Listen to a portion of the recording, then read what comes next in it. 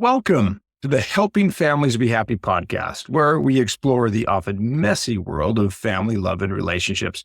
I'm your host for this podcast, Christopher Robbins, husband, father of 9, founder of Familia's fly fisherman and outdoor enthusiast living in the beautiful California Central Valley.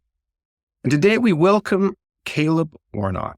Now, Caleb is the popular author of Forgotten Skills of Self-Sufficiency, The Art of Baking with Natural Yeast, Backyard Winter Gardening for All Climates, More Forgotten Skills, Troubles on the Menu, and the Familia's Backyard Renaissance Collection. He's the owner of seedrenaissance.com and blogs at calebwarnock.blogspot.com, where you will find a link to join his email list to learn more about forgotten skills.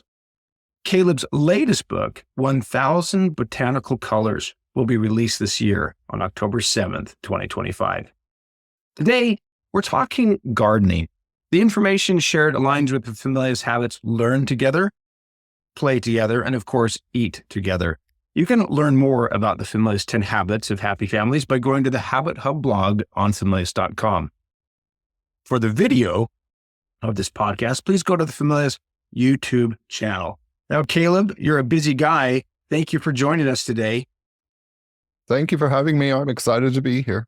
Oh, we're excited to have you on. Now, I live in the Central Valley of California, which has its pluses and minuses. And one of the pluses is that we can have a year-round garden. And I've learned that if I put a garden right by my kitchen or I walk past it every day, it's a lot easier to maintain. And I have it boxed and I have crushed granite all around it. And I've been enjoying my leafy greens for a few months already. So that's it. That's a bonus. But you're in Utah. Are you gardening right now?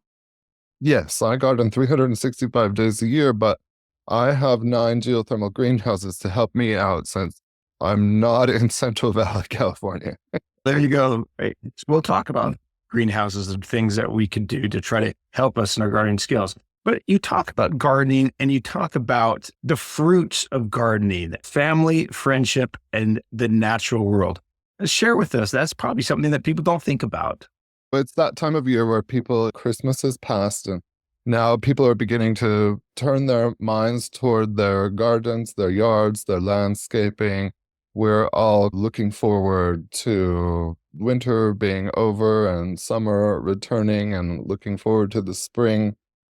And so this is a popular time to dream about what you want your garden to be for you this year, what you want your garden to look like this year, what you want your garden to provide for you this year.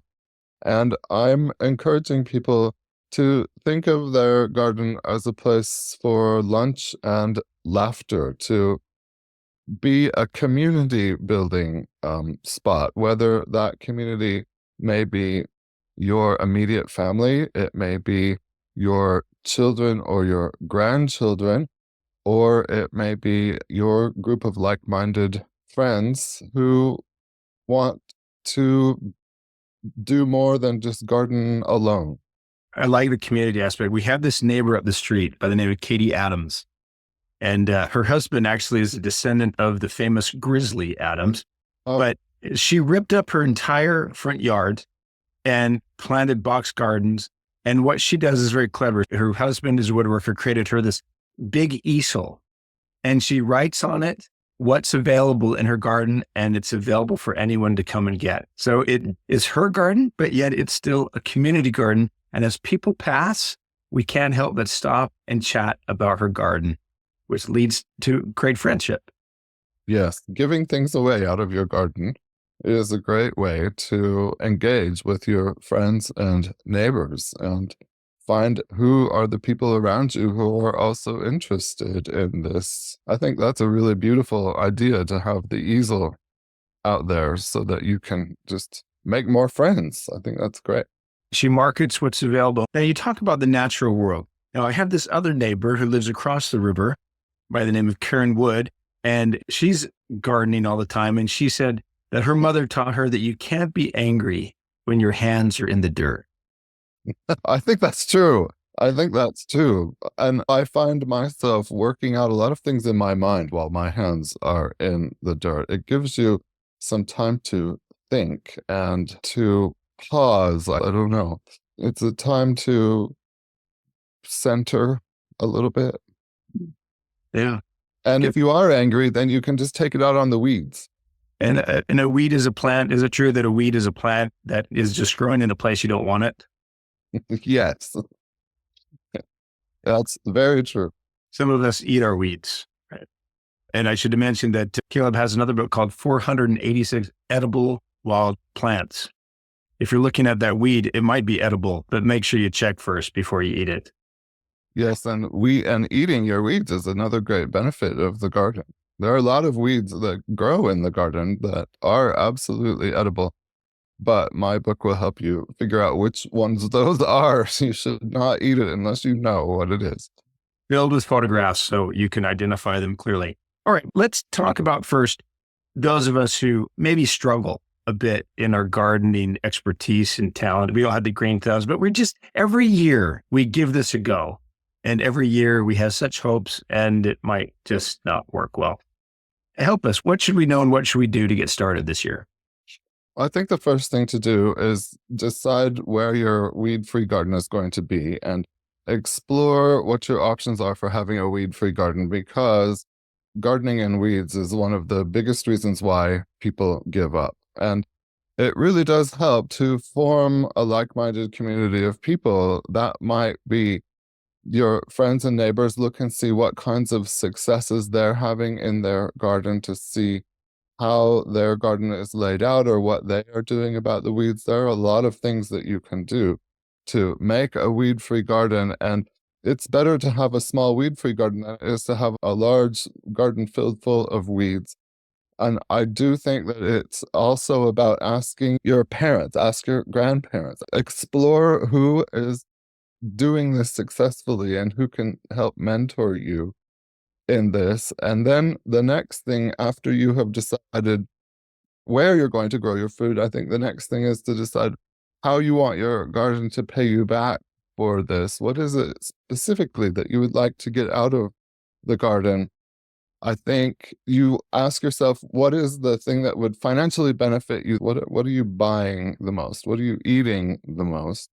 And it's amazing how sometimes we forget to align our garden toward that. Maybe we're growing a lot of pumpkins when what we really want is a lot of lettuce, or vice versa. Or maybe we're growing a lot of pumpkins and lettuce, but what we are really purchasing is apples and peaches and berries. And so we want to align the space that we are turning over in our garden, but we want to give the most space to the things that we would use the most in the garden. Okay, so I have a question for you that's really bothered me.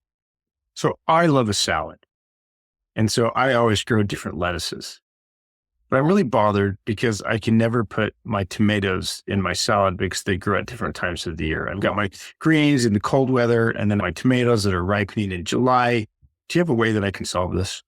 I do. You can have a mini geothermal greenhouse.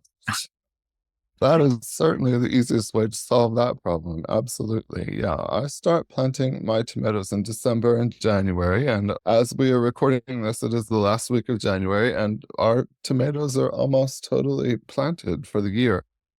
And I'm at 5,200 feet. So that may not seem like a super skill if you're in Central Valley, California, but at 5,200 feet, that's pretty unusual.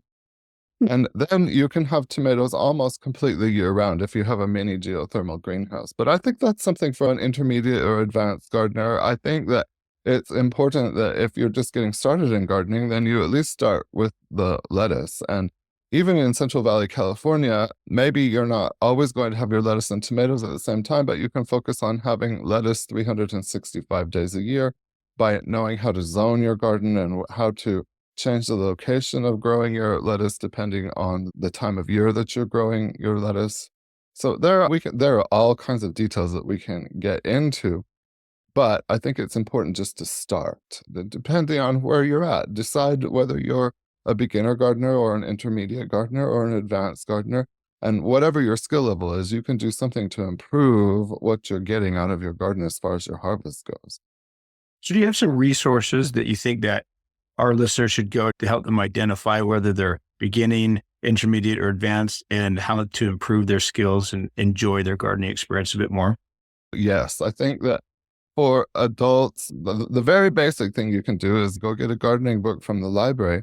And then when you fall in love with my books, you'll just want to buy all of those books up and look for other books about gardening. That's a basic place to start and grow your skills right there. If the basic question is, if there are things you want to grow in your garden, but you're not being successful at that, then you might be a beginner gardener. So you need to do some troubleshooting.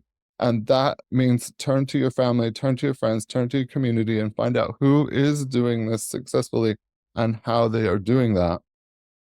And actually create a group of friends who will talk about this. You might want to have a seed swap, because it can be hard, I think, for sometimes for adults to make friends, but it's really rewarding not only to have people to do this together with, but also because if you are struggling in some areas, there is someone near you who has the answer to that problem. And it's just a matter of reaching out and networking with those people who are interested in doing what you're doing. So you might host a seed swap, you might host a plant swap.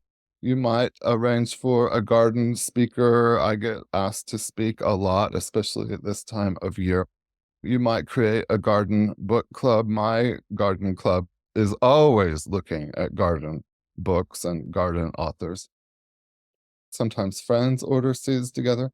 Yesterday, I had 10 people at my house and we were all planting seeds together and had a great lunch. People share the varieties that work best in their climate and in their microclimate. There's a lot of knowledge when you have more than one brain putting it all together. That's wonderful. And we should say, let's start young. We get our children and our grandchildren and nephews and nieces and little friends in the neighborhood to come plant with us, get their hands in the dirt. We all remember, put the seed in the cup, the roots go down, the plant goes up. Right? Those are great experiences for them. And I'd just like to slip in, Familius has some wonderful books on gardening for kids. One called Gardens Are for Growing by Chelsea Tornado, and another G is for Gardening by Ashley Morales. So as Caleb says, check out your library. Always a great resource online. Now let's go to advanced for a second. Oh no, before I go to advanced, you mentioned a weed-free garden. Everybody wants to know how to do that. What is the best tip we need to know to have a weed-free garden? Having a weed-free garden is not a short, tiny little conversation. But I think the best tip for having a weed-free garden is that you need to design the garden to be weed-free from the beginning. And we don't have time to discuss all of the elements of that today, but you want to solve that problem in the design stage and not in the regret stage, because I get a lot of people who turn to me for help after their grow boxes are infested with some kind of rhizomatous weed. And then they basically have to start over again. It's a lot more rewarding in the garden to do it right the first time. And so if you don't have a community of people who can help you answer those questions, then you need to turn to someone who, can give you some kind of consultation and help you design that right the first time. It is so much cheaper to do it right the first time. Again, let's reach out and get help. Let's find out in our neighborhood who is a gardener. Let's find out what can someone recommend to do so we can do this right the first time. Let's move to some advanced skill sets. There's some people who are listening who they've done this for a while. What can you recommend there? And you talked about the kids. I want to just touch on the importance of giving the kids a space to grow before we talk about the advanced gardening. I think it's so important especially for grandparents. Sometimes the parents are a little too harried and a little too busy to focus on gardening with the kids, especially if both parents are working. And that's a place where the grandparents can step in. You can either give a child or a grandchild a specific spot to plant things of their choosing in the garden, or you can just let them vote on what is going to be planted. Let them actually help you pick out the seeds and the vegetables that they are excited about, or let them vote on something like the purchase of a fruit tree or a berry bush. What kinds of things do they actually want to be able to harvest in the backyard? And then let them harvest those things, because You will be shocked that children who are maybe not that interested in vegetables suddenly become very interested in vegetables if they grew them themselves. Children are really willing to go into the garden and the greenhouse and taste things that they have helped plant. They find that to be exciting. It's a great way to introduce kids to the garden. You asked about advanced gardeners. They used to say years ago, if you have $1 to spend in your garden, you should spend 90 cents of it improving your soil. I am here to tell you that the best way to improve your soil is to put it inside a geothermal greenhouse, even if it's just a little mini geothermal greenhouse. You should. That's taking a little plot of garden and turning it into a 365-day growing space is definitely something an advanced gardener would want to think about. Another thing is, how can you expand what perennial foods you are growing in your garden, whether that is potato, onions, or strawberry spinach, or nut trees that are appropriate to your zone, or even things like garlic chives and regular chives, or sunchokes, or a quince tree. Or there are a lot of fun things that are perennial that you can plant once that will give you food for years and years that maybe you haven't thought of. I'd mentioned garden zoning. There's a lot that can be done in garden zoning if you're an advanced gardener or you're ready to become an advanced gardener. And then I like to encourage people to think in terms of what can you be self-reliant on 365 days a year. If you're a beginning gardener, that's not something for you to do, but an advanced gardener might ask themselves, am I buying carrots and growing carrots? And if I am both buying carrots and growing carrots, what's stopping me from providing all of my own carrots for the year? Right now, it might be eggs, because the price of eggs has apparently gone through the roof. And there's been complaints online that even at the stores, you can't even get eggs. So that might be a topic for an advanced gardener. And one last idea is to learn how to simplify your food preservation, which again, often means turning to books and online tutorials and turning to the people around you who have done this. And if you're not sure about food preservation, ask your mother, ask your father, ask your great aunt and uncle, ask your grandparents, ask the elderly people in your neighborhood. They will have ideas for you. It was true. There's a lot of wisdom and a lot of knowledge that we don't, what we call intellectual capital, that we don't want to lose, having it pass from generation to generation.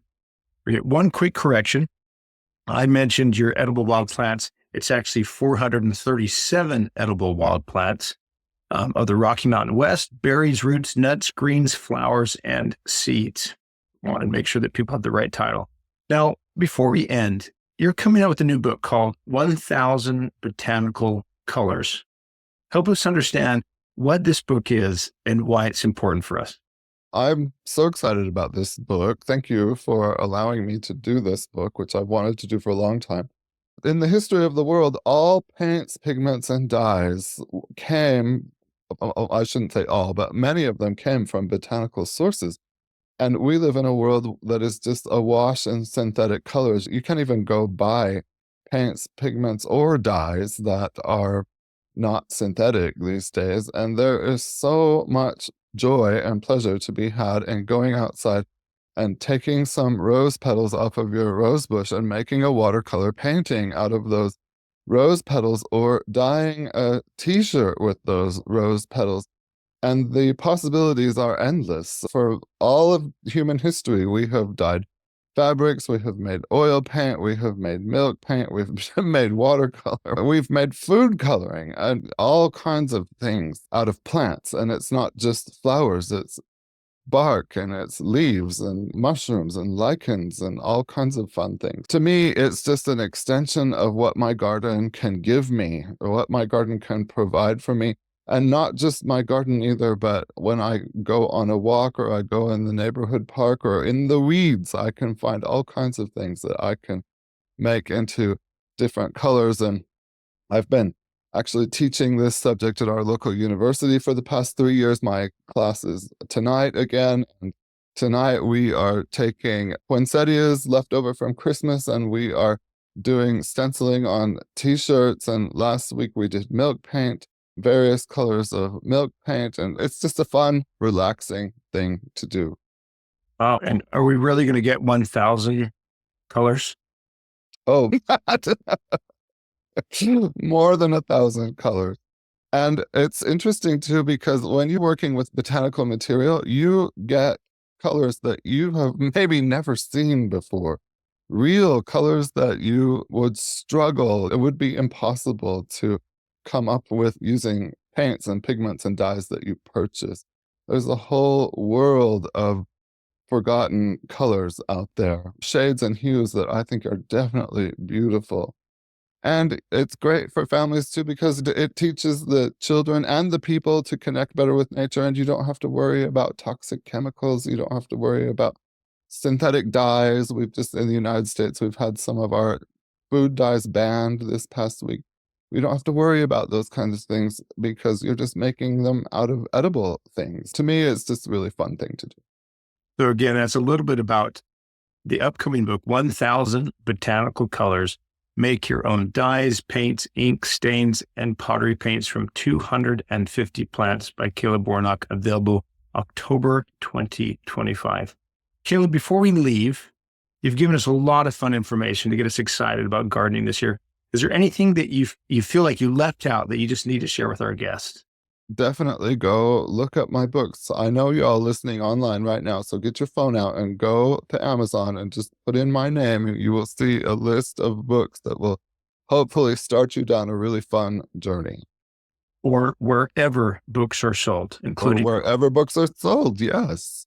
As always, Caleb, so wonderful to have you as part of the Finless family. Remind our guests where they can find you online. You can find me on YouTube, you can find me on Facebook, and you can find me at seedrenaissance.com.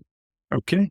As we conclude today's podcast, I'd like to thank Finless for its support in bringing the podcast to your ears and your heart. We'd be thrilled if you subscribed to the podcast and left a review. And when you're ready for that next amazing book adventure, we'd be honored if you chose a book from Finless, one step at a time, one garden at a time. We can make the world a happier place.